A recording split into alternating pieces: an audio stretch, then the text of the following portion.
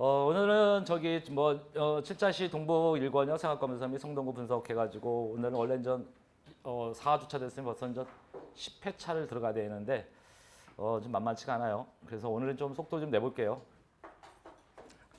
6월달 들어가지고 아마 보강을 한 번쯤 해야 되는데 그래서 지금 보강을 언제 할까 고민하다가 토요일날도 일정이 좀 많이 잡혀져 있고 그래서 토요일날 하루를 날 잡아서 하든지 아니면은 13일날 하든지.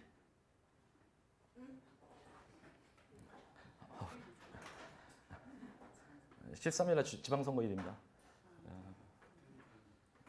그래서 일단은 한번 보고 제가 6월달 일정 한번 다시 보고 가능하면 한 토요일날 해가지고 토요일날 한 5시간, 6시간 해야지 끝나요. 예. 그러지 않으면 이거 절대 못 끝납니다. 그래서 아무튼 일정은 잡아보고 미리 좀 연락 좀 드릴게요. 일단 한번 망우 지역 한번 볼까요? 이제 망우 지역의 이제 기본적인 어떤 개발할 수 있는 그러니까 이게 실제 용도 지역에 관련되는 이런 부분이에요. 근데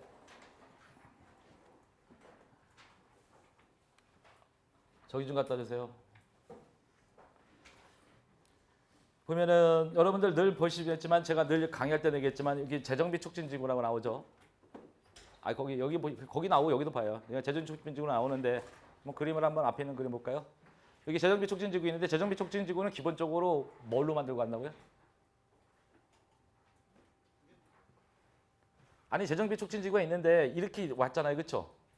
예? 재정비 촉진지구가 있으면 뉴타운이잖아요. 뉴타운인데 보통 재정비 촉진지구 이렇게 보면 이게 상업지역이잖아요, 그렇죠? 그럼 상업지역 같은 경우에 이 안에도 이제 재정비 촉진지구가 있는 거예요. 이게 다 이만큼 재정비 촉진지구니까 상업지역에 들어가는 건 재정비 촉진지구는 무조건 다 도시환경 정비 사업이거든요. 왜 도시환경 정비 사업이라고 오는지는 그걸 아셔야 돼요. 왜냐면은 도시환경 정비 사업이라는 게 도시 환경이잖아요. 원래 명칭이 예? 도시를 갖다가 도시에 있는 그 건축물 시설물이나 이런 것들을 갖다가 더 좋게 만들어 놓은 것 중에 하나거든요. 그래서 이런 것들이 갈 때는 항상 뭘로 가더라? 항상 예, 상업적으로 다 갑니다. 예, 기본 베이스가 도시환경 정비 사업은 상업적에 배정된다고요. 그러면 기존에 만약에 3종 일반 주거지역인데 도시환경 정비 사업을 한다면은 그게 뭘로 바뀐다고요? 상업적으로 변경시켜 용도적 상업적으로 변경시켜 놓고 난 다음에 일을 하는 거예요. 이런 거를 잘 처음부터 그러면 이해 잘 못해도 이거는 실제로 공인중개사 이렇게 자격증 따신 분들도 이게 도대체 뭔 말인지 모르는 경우가 되게 많아요. 그 왜 그러냐면은 도시 환경이라니까요. 그러니까 그 하나의 어떤 중심적인 이렇게 보면은 여기 터미널이 있잖아요, 그렇죠? 터미널 있거나 여기 있거나 그런 자리 같은 경우는 이런 자리를 같은 경우에 개발을 할 건데 그냥 개발하는 것보다 뭘로 개발하는 게 나아요? 이 터미널이라든지 이런 거 이런 게 뭐라 그래요 우리가? 교통 결조점이라고 그러잖아요. 교통 결조점이잖아요. 이런 자리가 교통이 좋은 터미널이라든지 역세권 이런 데 교통이 좋은 곳이잖아요. 그런 건 항상 뭘로 따라간다? 복합 개발해야 될 거 아니에요. 공유 복합 개발해야 되니까. 그럼 당연히 뭐 줘야 돼요? 용적률 상향시켜줘야 되죠. 그렇죠? 그러니까 도시환경 똑같은 우리가 도시 및 주거환경 정비법 도정법상에서 봤을 때 도시환경 정비법 같은 경우는 뭐다? 도시 내로 가는 거고 항상 어디로 간다? 역세권이나 터미널 부지로 가더라. 그건 당연한 거거든요. 그러니까 그런 자리가 낫다라는 거죠.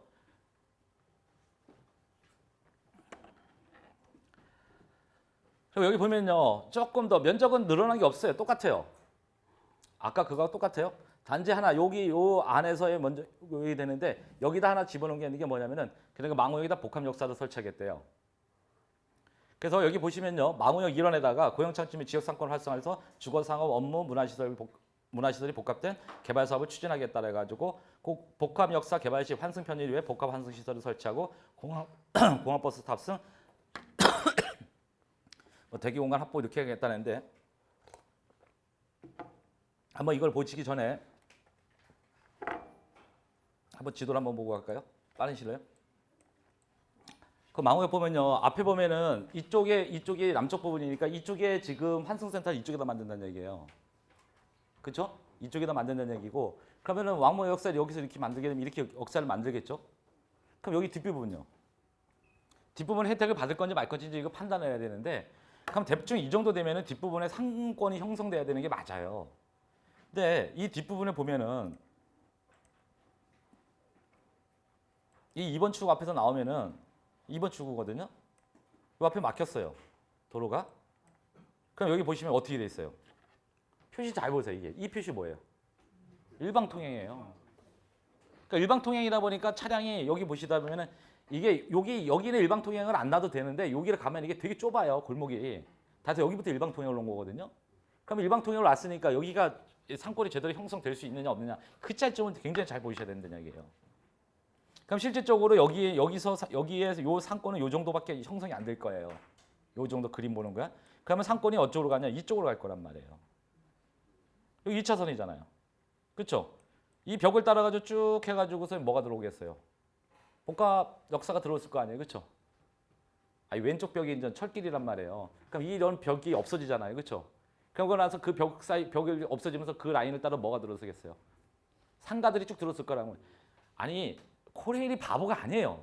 1층 상가 분양을 하든지 아니면 임대를 놓는 게 훨씬 더 이득이거든요. 그러면 상권이 어디로 형성된다? 이 라인으로 형성된다고요. 근데 이 라인이 기냐? 길지가 않아요. 그럼 형성이 되는데 그럼 여러분들 여기를 보고 나가지고 한번 생각해 보세요. 그러면 가장 많이 유효수가 발전되는 데가 여기서 이렇게 하면 이렇게 쭉 가는 거죠. 요 라인밖에 여기서부터 시작해 요 라인밖에 안 되는 거예요. 그리고 그럼 요 골목 사이에 상권이 여기 그러니까 상권이 형성되면 이 정도밖에 형성이 안 될 거예요. 이렇게밖에. 그렇잖아요. 그러니까 이게 복합 역사가 들어서면은 여기에 보면 복합 역사 들어서 뭐가 들어서겠어요? 쇼핑몰 하나 들어서겠죠. 아니 백화점 들어오고. 그럼 백화점이나 쇼핑몰이 들어오면은 아파트 가격이 올라간다 안 올라간다? 올라간다니까요. 그럼 여기서 볼 때는 여러분들 보면 아파트 가격이 제일 많이 올라가는데 어디겠어요? 이 앞에겠죠. 그렇죠? 그다음에 이 동부 아파트 이런 쪽이겠죠? 그다음에 여기서 일로 가는 길이 없다 보니까 이렇게 돌아서 가거든요.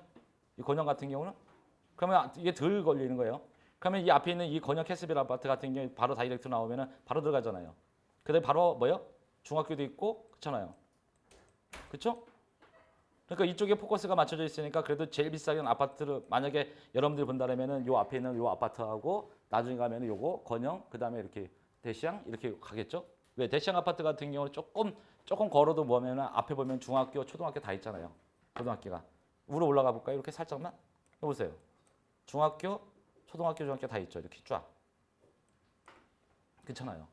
그러다 보니까 이쪽 베이스가 되면 아무래도 가격이 제일 많이 올라갈 수 있는 거는 여기 상동 동태형 대시양 아파트 같은 경우가 가장 가격이 많이 올라갈 거고 그 다음에 실제로 그냥 볼 때 비싼 거는 이쪽이 더 비쌀 거예요.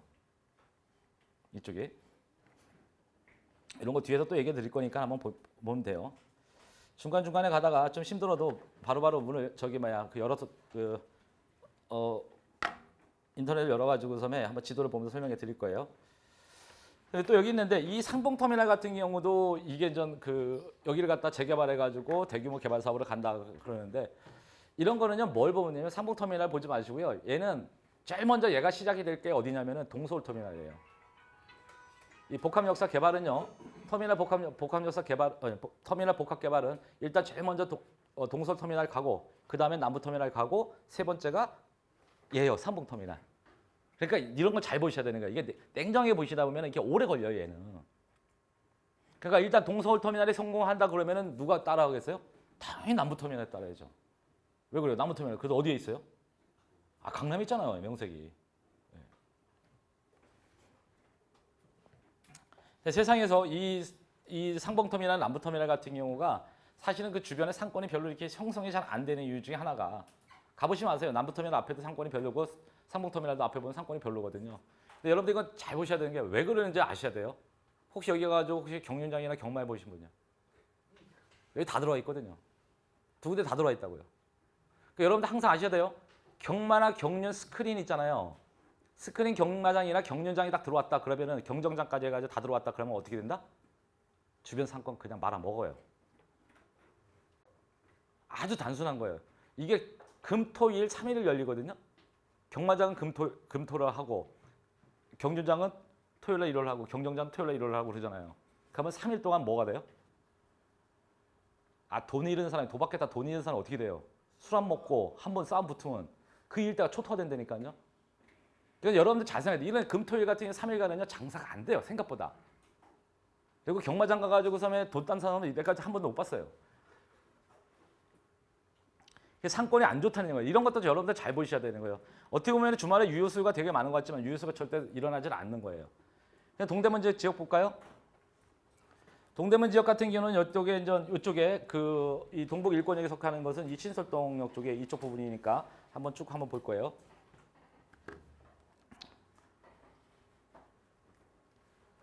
전체적으로 이쪽 지역은요 신설역 쪽으로 신설동역으로 해가지고서면 동묘까지 해가지고서면 크게 이제 그 정비 사업 쪽이 하나가 있고요. 그다음에 밑에 같은 경우도 마당의 황학동에서 정비 사업을 준비하고 있습니다. 그리고 거기 밑에 보면은 여기 보시면 신당역 쪽에 이렇게 보시면 이쪽에 큰 쪽이 서울 중앙시장 이쪽이 이제 왕십 뉴타운이고요.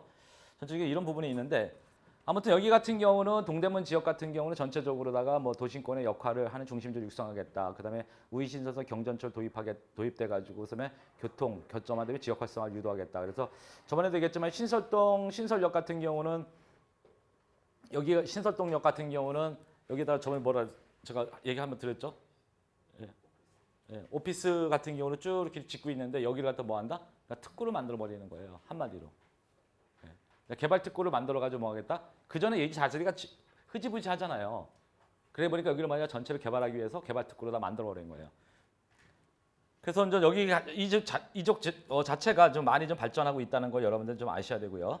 그 다음에 유동인구를 고려하여 가로환경 정비 보행 연결성 확보해나 보면은 청계천 노변 가로환경 정비를 통해서 보행 편의성 확보하고 인구 유입을 확대하겠다. 이런 얘기는 뭐냐면 여기가 제일 중요한 게 서울에서는요 기본적으로 청계천변에 굉장히 노력을 많이 가하고 있어요. 그래서 왜 그런지도 여러분들이 아셔야 돼요. 청계천변 같은 경우는 강북에서 여러분들 생각해 보세요. 이 중심지에 청계천을 복원해가지고 거기다가 공원화 시켰다는 거잖아요. 물을 흐르게끔 만들고 굉장히 큰 거예요. 그만큼 실질적으로 여름에 더우면은 청계천의 이 유동인구가 상당하거든요. 근데 사실은 청계천변 가로변에는 뭐예요? 아직도 낙후된 건물들이 많이 있단 말이에요. 그러니까 뭐예요? 미관상 좋지 않는 거예요. 여러분들 공원 주변은요 도시계획적으로 항상 뭐냐면 미관을 생각해서 항상 개발을 하게 돼 있거나 항상 그렇거든요. 그래서 그런 부분을 봤을 때 청계천변을 갖다 개발하는 건 당연한 거고요. 그 다음에 이제 지역중심지 밑에 관리 방안 보면요. 지역중심지와 인근 주요 시설 연계를 통해서 지역 맞춤형 발전 관리 방안을 만들겠다. 그래서 동대문 같은 경우는 DDP가 그 동대문 디자인 프라자예요. 그 다음에 이거 패션 관련 쪽으로 가져가겠다 하는 거고요. 그 다음에 도시형 특화 산업 육성을 해서 특정 개발 진흥지구를 정책 기반 활용했다는데 여기 보면 특정 개발 진흥지구 있죠. 아까 얘기했죠. 개발 특구 있죠. 이게 특정 개발 진흥지구를 여기다가 집어넣은 거예요. 자 보세요. 전에 이게 특정 개발 진흥지구로 많이 그 서울 도시공원에도 있었거든요. 그러다 보니까 그대로 도시관리 생활권 계획에 들어가죠. 그래서 이번에 이 지역을 갖다 뭐로 만들어요? 특정 개발 진흥지구로 만든 거예요. 특정 개발 진흥지구로 만들어 버리니까 똑같은 거예요. 만약에 상업적인데 예를 들어서 용적률 600%밖에 안 나와. 오피스텔 짓는데. 그럼 용적률 얼마 줘요? 800 주는 거예요. 그러니까 어떻게 돼요? 더 발전하게 사업성이 좋아지죠. 그러니까 뭐예요? 시행사들이 막 달라붙죠. 요즘 그래서 이쪽 신설동 동묘 이쪽에 이쪽으로 오다가 뭐냐면은 특히 여기 청계천 주변으로다가 오피스텔이 많이 들어서는 이유가 그래서 그런 거예요.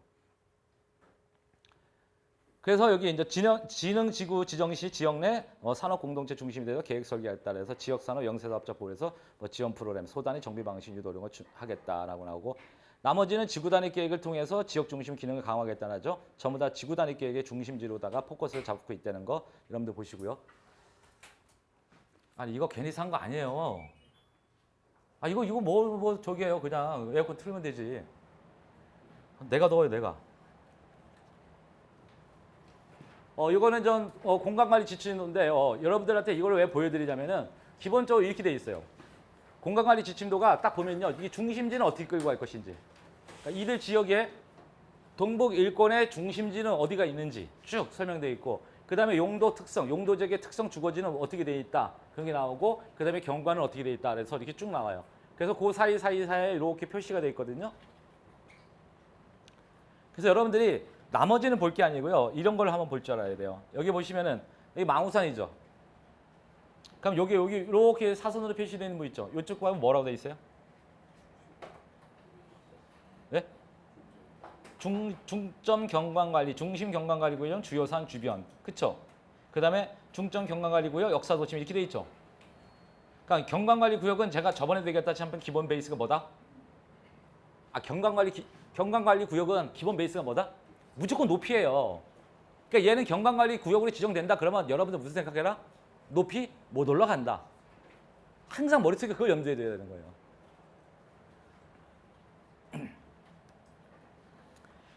그거 베이스만 알고 있으면요. 나머지는 큰 무리수가 없습니다. 그거만 알고 있으면요. 그럼 여기 보시면 이 밑에 보면 한강적배 측면이 이렇게 표시되어 있죠.